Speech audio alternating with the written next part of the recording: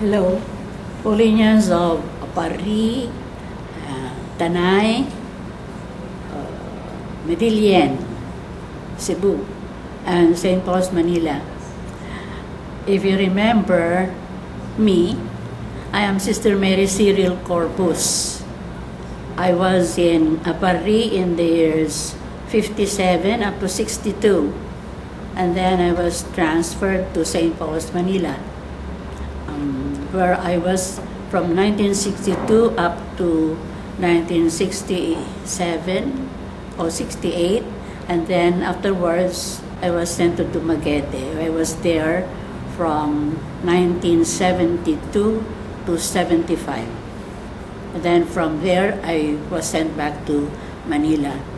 My first assignment in Manila was teaching in the high school. Then afterwards, I was made guidance counselor, and later, after 2 years, principal of the high school. After that, I was sent to Washington, D.C. for additional studies. I'm very grateful for that. Then, St. Paul's, Dumaguete, I was the president there from 1972 up to 1975. President of St. Paul College, Manila, and I was there up to the end of martial law. After EDSA, 1986, I was sent to Tuguegarao. After a while, I was assigned as academic vice president. Afterwards, I asked to be sent to a small school, and it was then that I was assigned to St. Paul's School, Medellin, Cebu. And I was there for 12 years. I have enjoyed my life as a sister of St. Paul, because you see, that is a gift of God, and God always gives the additional graces that the person who is called needs. So I'm very grateful that I have reached this age. Oh yes, I was assigned also to St. Paul's, Parañaque after my stint in St. Paul's School of Medellin. I was there only for 3 years. Then I developed arthritis when I was still in Medellin, so I could no longer go to the public school to teach catechism. I used to take my 4th year class to the public school to teach catechism once a week. Then, well, afterwards it was difficult for me to walk across the plaza to the public school, and then it was then that Mother Provincial said, maybe you need to go to another place because it's too difficult for you. So that's it. I miss my catechism class. So even here in the vigil house, I'm very glad that I have still the opportunity to have a class in catechism, the caregivers and the nurses. And I have been here since 2006. So that means to say I've been here for almost 7 years. 7 years in May this year.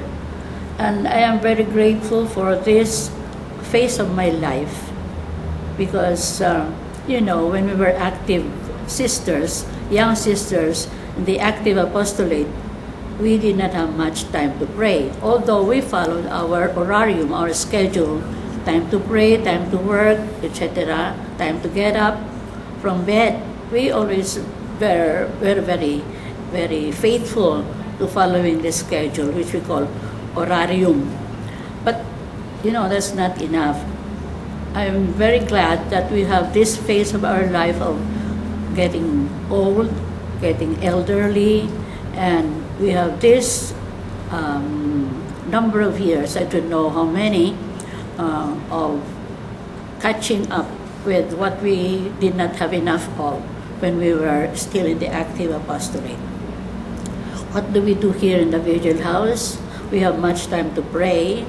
We wake up a little later than usual, and thank you very much for the donors, for the benefactors, for you, Paulinians, who have been helping us through sending us through Sol and Lito, the heads of the Paulinian Global Foundation, for your donations in kind and in cash.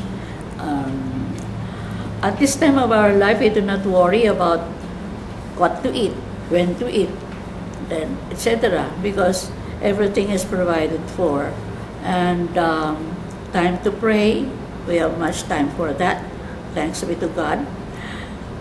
And medicines, we have nothing to worry about, except probably, well, the staff, the superior naturally will do the worrying about finances, but she doesn't worry us about where to get the next meal or the money for medicines, for hospitalization, etc. The God who has made us and who takes care of us, takes care of all our needs. Thanks to people like you who have been helping us in one way or another. And we'll be very grateful if you continue to bless us with your blessings, to share your blessings with us. When you were young, we were taking care of you. Now that we are old and you have grown, it's time for you to take care of us. Somehow we are like your parents and your grandparents. We will be grateful for any help that you can give us. Polinians, what do we do here? As I said, we have much time to pray. What do we pray for? We pray for you. We pray for you, our former students, our children. And we have always thought of you as our children, and your interests are our own interests. So your concerns are ours.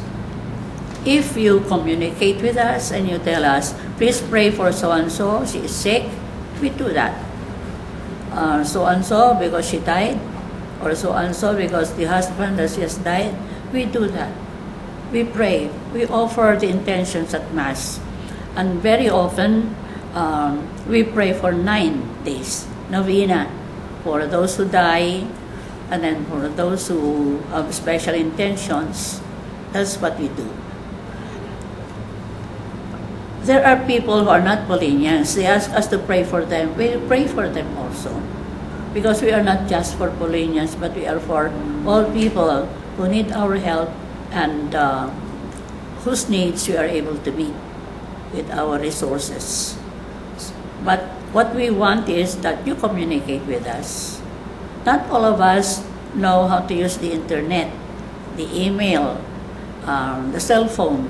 There are some sisters who say we are illiterate and they don't want to be educated in the use of the new technology, no? But somehow you can reach us. Thank you very much. May God continue to bless you and all your loved ones. We love you.